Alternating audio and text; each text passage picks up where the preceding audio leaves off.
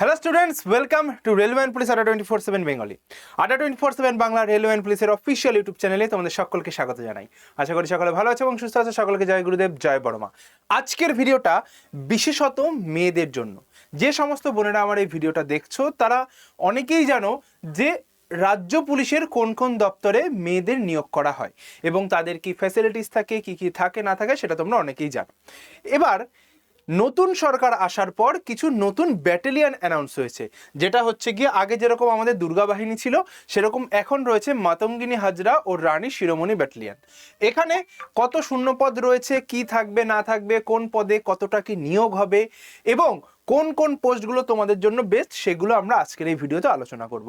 তো সবাইকে বলবো বেশি দেরি না করে অবশ্যই করে চ্যানেলটিকে সাবস্ক্রাইব করো, আর যারা চ্যানেলে নতুন অবশ্যই করে ভিডিওটা লাইক এবং সাবস্ক্রাইব করতে কিন্তু ভুলো না ভাই, ঠিক আছে? চলো তাহলে মাতঙ্গিনী হাজরা এবং রানী শিরোমণি ব্যাটালিয়ন সম্পর্কে পরে আসছি। আগে আমরা একটু দেখে নিই যে কোন কোন পদে নিয়োগ হতো। ডব্লিউপি কেপি রয়েছে, এখানটায় কি কি আছে এর যে পার্টগুলো আছে, এক হচ্ছে গিয়ে আমাদের কনস্টেবল মানে লেডি কনস্টেবল যে পদটা, সেই পদ। আর একটা হচ্ছে গিয়ে এসআই, ঠিক আছে? আর এএসআই আগে নিয়োগ হতো, অনেক আগে এএসআই পদে ডিরেক্ট নিয়োগ হতো, সেটা কিন্তু এখন আমরা সেই পরীক্ষা দেখতে পাই না বললেই চলে।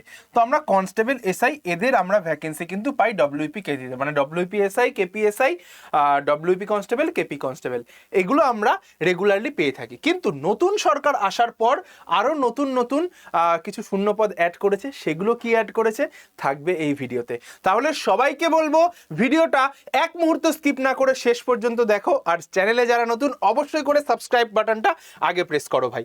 দেখো এই হচ্ছে নোটিশ, 2006টা শূন্যপদ, 2006টা বা 2006টা ভ্যাকেন্সি রয়েছে। ব্রেকআউট হবে দুটো, 1003 প্লাস 1003, ঠিক আছে? একটা ব্যাটালিয়ানে 1003 করে লোকজন নেওয়া হবে বা 1003 জন করে মেয়েদের নেওয়া হবে, ঠিক আছে?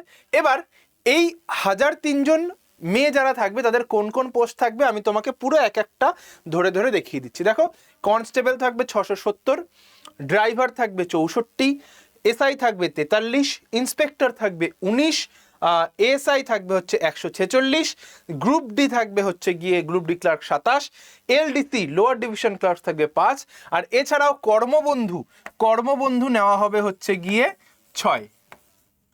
কর্মবন্ধু এটা হবে চুক্তিভিত্তিক, এটা হবে হচ্ছে গিয়ে চুক্তিভিত্তিক, এদের নেওয়া হবে 6 জন, ঠিক আছে? এবার এই যে পোস্টগুলো রয়েছে, এতগুলো পোস্ট নতুন রয়েছে, ঠিক আছে? মানে আগে আমরা কি করতাম, এই ইন্সপেক্টর পদে প্রমোশন হয়ে যেত। তো এবার হতে পারে, আমি আবারও বলছি, এই ইন্সপেক্টর যে পদটা রয়েছে, এই যে পদ ইন্সপেক্টর পদটা, ইন্সপেক্টর আর এএসআই এদের হয়তো যে ডিপার্টমেন্টাল প্রমোশনের মাধ্যমে নিল বা অন্য ডিপার্টমেন্ট থেকে আনা হলো, এই দুটো পদ ডিপার্টমেন্টাল প্রমোশন বা অন্য ডিপার্টমেন্ট থেকে আনা হলো, এটা হতে পারে। অন্যগর কিন্তু এক্সাম হয়েই তোমাদের রিক্রুটমেন্ট হওয়ার একটা প্রবল সম্ভাবনা রয়েছে এবছরেই। এই চলে আসলো পোস্ট ডিটেল। এবার আমরা জানবো হচ্ছে গিয়ে এর এলিজিবিলিটি কি থাকে। সাব ইন্সপেক্টর, এএসআই, ইন্সপেক্টর এদের জন্য এলিজিবিলিটি গ্র্যাজুয়েশন পাস, কনস্টেবলের জন্য লাগে হচ্ছে 10 pass, driver, group D, LDC মানে লোয়ার ডিভিশন ক্লার্ক এদের জন্য লাগে হচ্ছে 8 পাস, ঠিক আছে? বয়স কি লাগে, বয়সের দেখো এজ লিমিট, এসআই এএসআই 21 থেকে 35, যেহেতু নতুন 5 বছরের ছাড় ঘোষণা করা হয়েছে। কনস্টেবলের জন্য 18 থেকে 35, ড্রাইভার, গ্রুপ ডি, এলডিসি এদের জন্য 18 থেকে 40, ঠিক আছে? আর রিল্যাক্সেশন, এজ রিল্যাক্সেশন ওবিসিদের 3 বছর, এসসি এসটিদের 5 বছর, এটা কিন্তু আমার রয়েছে, প্রত্যেকবার যেরকম থাকে সেরকমই রয়েছে, ঠিক আছে? এবার স্যার চাকরি করব, বেতন কত পাবো? তো বেতনটা যেটা আমরা পাবো সেটা হচ্ছে গিয়ে এটা দেখো, এসআই এএসআইদের ক্ষেত্রে 49,000 থেকে 58,000, কনস্টেবলদের ক্ষেত্রে 28,500 থেকে 31,500, আর ড্রাইভারদের ক্ষেত্রে এটা কম বেশি ভ্যারি করে, ঠিক আছে? এদের আলাদা ইনকাম থাকে। গ্রুপ ডি এলডিসির ক্ষেত্রে যদি গ্রুপ ডি বলি, এদের খুব বেশি একটা স্যালারি হয় না, 20,000-এর কাছাকাছি, 18-20,000। লোয়ার ডিভিশন ক্লার্ক ওদেরও ওই মোটামুটি ওই 15-16,000 মতো স্যালারি হয়, ঠিক আছে? তাহলে ভাই যারা আমার বোনেরা রয়েছো, যারা স্বাবলম্বী হতে চাও, মানে নিজেদেরকে অন্য কারোর ভরসায় তোমাদের চলতে হবে না, এটা যারা চাইছো তারা কিন্তু আজ থেকেই প্রিপারেশনটা শুরু করো, ঠিক আছে?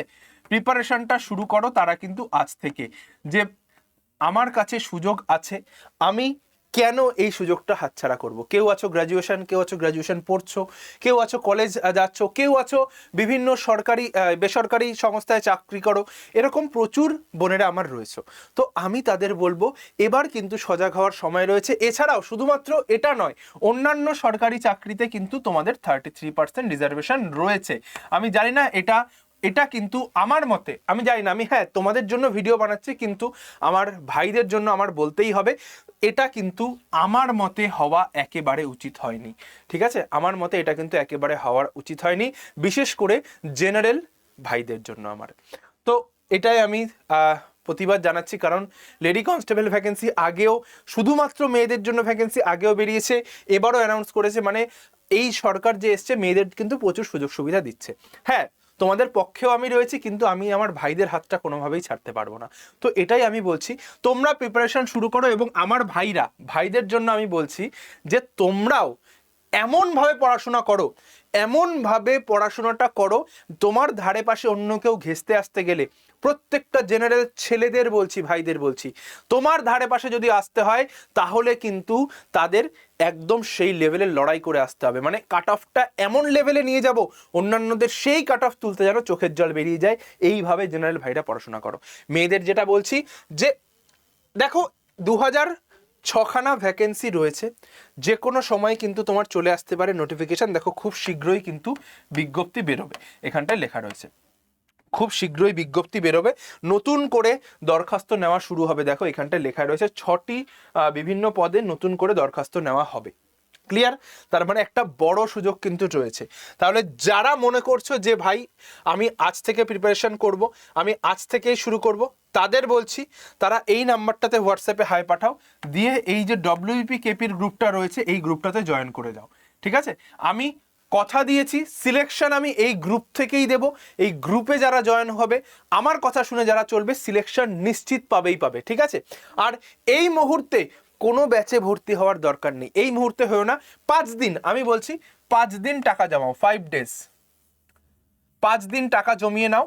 1250 টাকা বা 1200 থেকে 1300 টাকার মধ্যে, 1200 থেকে 1300 টাকার মধ্যে আমি যে ব্যাচটা যখন নিতে বলবো তখনই তোমরা নেবে। ততক্ষণ পর্যন্ত গ্রুপে জয়েন করো। আমার রেগুলার ক্লাস হয় হচ্ছে সন্ধ্যে 6টায়, এই ক্লাসটা জয়েন করো।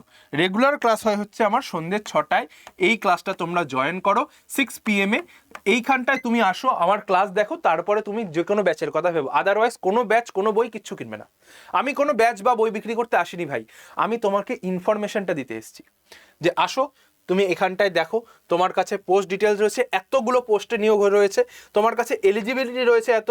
প্রচুর আছো যারা গ্র্যাজুয়েশন করে বসে আছো, প্রচুর আছো যারা 10 পাস করে 12 পাস করে বসে রয়েছো, প্রচুর আছো যারা 8 পাস করে বসে রয়েছো। আরে যারা গৃহবধূ, এরকম প্রচুর আছে যাদের কম বয়সে বাড়ি থেকে বিয়ে থা দিয়ে দিয়েছে, তারা এখন প্রিপারেশন শুরু করার কথা ভাবছে, এবং তাদের একসময় স্বপ্ন ছিল যে আমি ডিফেন্সে চাকরি করব। এরকম বোনেরা আমার অবশ্যই করে এই পরীক্ষার প্রস্তুতিটা নাও, নয়তো কিন্তু ভাই আর এই সুযোগ আসবে বলে আমার মনে হয় না। আমার যতদূর ধারণা রিজার্ভেশনটা কতদিন থাকবে সেটা আমিও জানি না। ঠিক আছে, তো এখন সময় রয়েছে, এখন কিন্তু সুযোগ উঠিয়ে নাও। যারা যারা এখনো পর্যন্ত গ্রুপটাতে জয়েন হওনি, এই নাম্বারে হোয়াটসঅ্যাপে হাই পাঠিয়ে ঝটপট করে গ্রুপটাতে জয়েন করে যাও। ঠিক আছে, ভিডিও আর বেশি বড় করলাম না, অবশ্যই করে চ্যানেলটিকে সাবস্ক্রাইব করে পাশে থাকা বেল আইকনটা প্রেস করো। সকলের সঙ্গে দেখা হচ্ছে আমার রেগুলার ক্লাস ঠিক সন্ধ্যে 6টায়। গ্রুপটাতে জয়েন হও, সিলেকশন মেক শিওর করবো আমি। জয় গুরুদেব, জয় বড়মা। দেখা হচ্ছে আমার রেগুলার ক্লাসে। টাটা।